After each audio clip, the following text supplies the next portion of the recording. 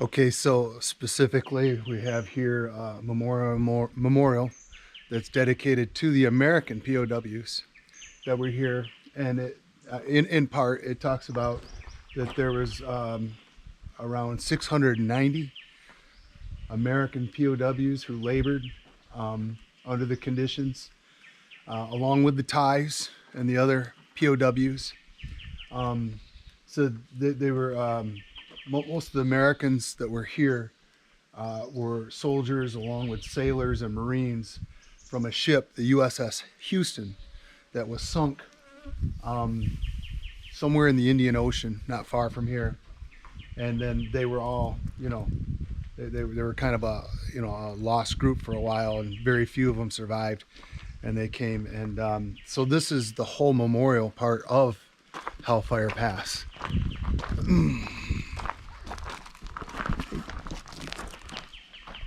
Completely man-made. I'm guessing 50 feet, 60 feet tall in some points. Straight rock.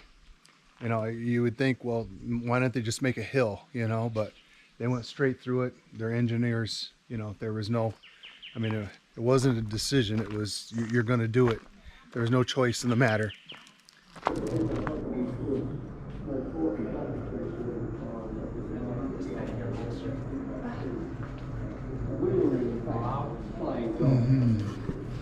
Okay, so there was an accounting every day, the cutting of those rocks, the chipping of those rocks, that solid rock.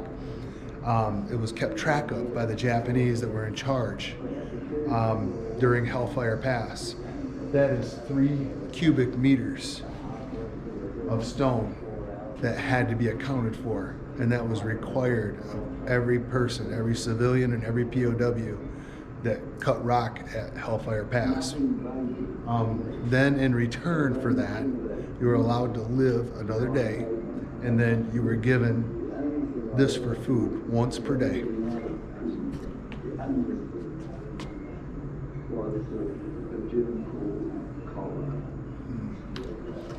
That was the bowl of rice that you were gifted in payment for 3 cubic meters of stone. So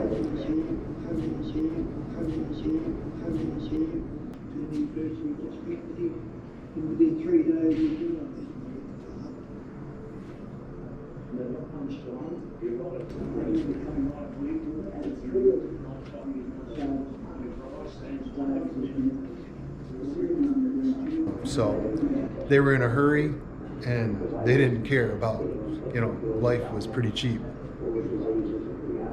And that's actual rock that was in the debris that was collected, which there's much more piles of it out there, but that's 3 cubic meters.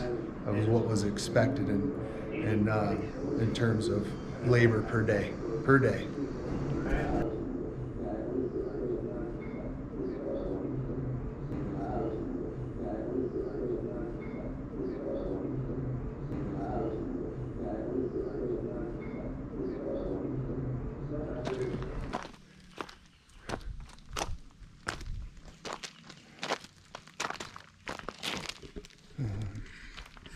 Some remnant of original railway that was here, and look how high the wall of rock is. Again, that's man-made. That's not natural at all. They cut through all of this. We were expected to, in groups. And then there's a tribute here.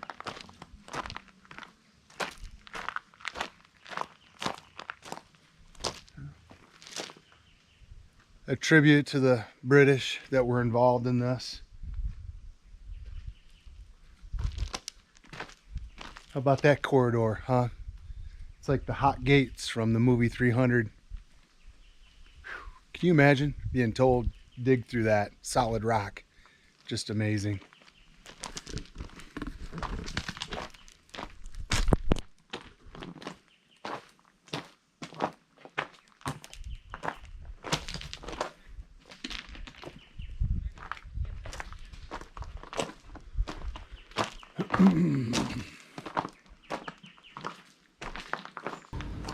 Hello again, this is Mike, Thailand Confidential, and what you see here, the geography, the cinema, the typical of the density and the landscape. Very mountainous, as you can see there. And this is called Hellfire Pass. Hellfire Pass specifically was a stretch of solid rock that had to be cut through. And it took a surmountable amount of time, and somewhere in the number of over 100,000 civilians were killed during this or died through starvation, exhaustion, heat, the elements, and then of course the Japanese oversaw the whole thing, and they were pretty merciless when it came to working conditions. And then there's 13,000 American, Canadian, British, Australian, and other nationalities that were POWs that had to help in the process. But it was a big, long area of cutting, and there was, bridge making and so on and so forth. But the Hellfire Pass, the name is a big, long section of solid rock that they had to cut through. And it just took barbaric means to get it done. So anyways, the beauty of the landscape, it's quiet here, beautiful day. Let's go take a look. Totally amazing.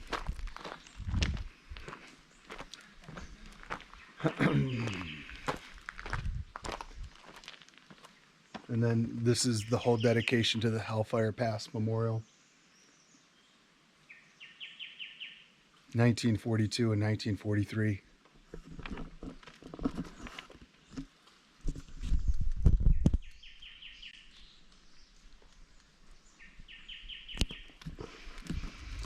And the name of this is the Burma-Thai Railway. The Burma-Thai Railway. And we are actually at this very spot. We are right near the border of, we're in Thailand, but near Myanmar, which used to be Burma. And of course, at that time, Thailand was called Siam. Okay, moving along.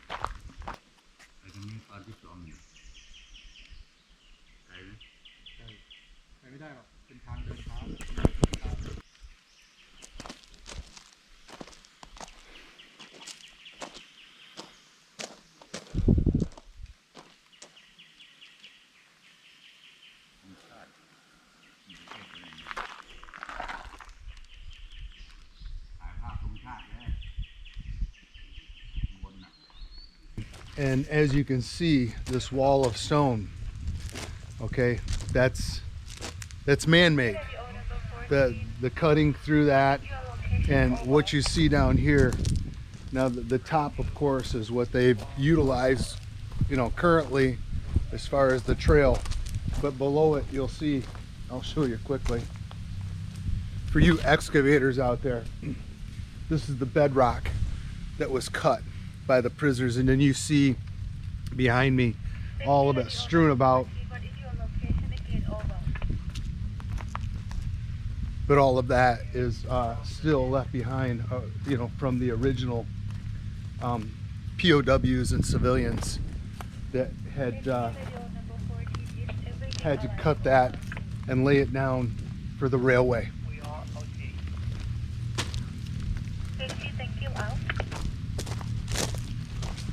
Again, you see all this wall of rock, and that is all man-made. That was all done under conditions and days like today, where it's very hot, and this is all of this, not the gravel that's put down here. That's was laid, of course, by the the people, the Park Service. But everything else, that's all remnants of 1942, 1943, when they're cutting for the railway.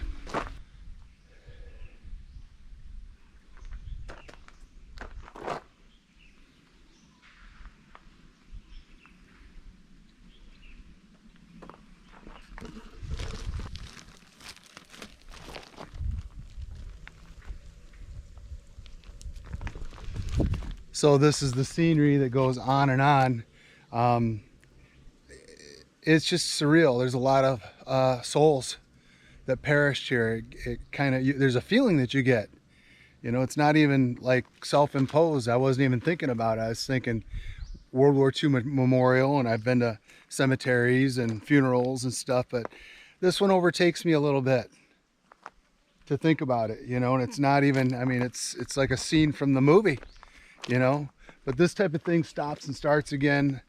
Some of it, what's been preserved, much of it, many miles of it has been, you know, grown over, of course. But this was set up as a dedication.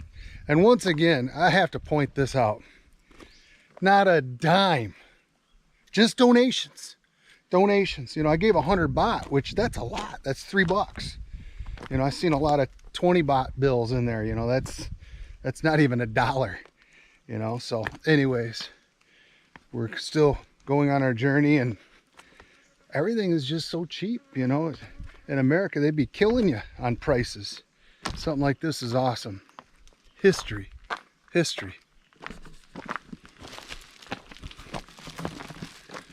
On this journey, I want to give a special shout out to my MDOC brothers and sisters. And guess what? Because of this trip, it's just kind of synonymous about, you know, they let you go. And, you know, they don't want to come looking for you, but they already got like a rescue team ready on these, you know, excursions. And, you know, they got like, you know, watch out for the wild monkeys, they bite, and elephant crossings. What a blast, huh? But my shout out is because imagine what came through my mind being retired now for a short time and working with you all. And then they say, here, take this. So, you know, all my PTSD, it just came back. No, I'm just kidding, of course. Or am I? But I thought you get a chuckle when you see this, and like, hey, can you let me show you how to use the radio? I let them, that's fine, you know. But here I got all this, waiting for something to go down, right? Okay. So again, we're well into this trek on the Hellfire Pass tour. And just like, you know, when you go up to these waterfalls that are way high up, or you go to the top of a mountain or something like this, the herd thins. You'll see lots of tourists, you know, for the first couple of levels, or, you know, first couple kilometers. And then after that, then it's thins out. Then pretty much like right here now, we don't see anybody. And that's kind of why they give you a radio. And you know, they got emergency response teams ready. Well, that shouldn't scare anybody, right? But you know, the liability is on you, but I'd rather have it like this. Otherwise they'd have guardrails, and not that you don't need to be safe, but like that. One wrong move, right? I wonder if that's happened before. But you know, they let you go. You know, you're on your free will, and they'll give you like the disclaimers. It'll say, warning, please note that there is little shelter, and that the route along the walk includes steep climbs and descents. Even where steps have been constructed, uneven ground and running water during the wet season may also present a hazard. And also there's signage that says that from time to time there's an avalanche. So, you know, my ears and eyes are peeled for that. But I mean, you know, with it comes the trade-off that you can experience all this beauty, even though it feels like a Indiana Jones movie. But I mean, it's not boring, I can tell you that. And I don't need a tour guide, just show me the way. I'd rather have it like this. Reminds me of the backcountry growing up around the state land in lower Michigan. Just go out and wander all day, and no one knows where you're at, and you leave in the morning and your parents knew you were going to come home at night. This gives me that feeling. So quiet. And usually, just like the hotels, you got the whole place to yourself. Gosh, what a feeling.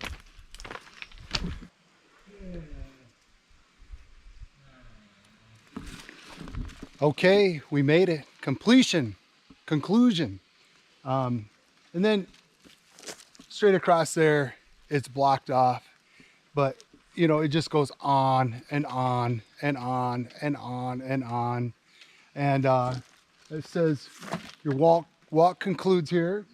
It says beyond this point, the rail bed track is overgrown and not on land that can be accessed. So that's the nice way of saying don't go over there. You know, there's no reason to, you know, but it's just totally amazing. All the remnants, all the, you know, the geology that's been left over. You can feel it in the air. It's a special place, a solemn place, somber, you know. And again, for those that are watching, if you serve, I thank you. This is a solid reminder of, you know, there's no limits to what had to be done and what people went through that, you know, creates freedom in those places that are free. Okay, thank you for joining me. Thailand Confidential.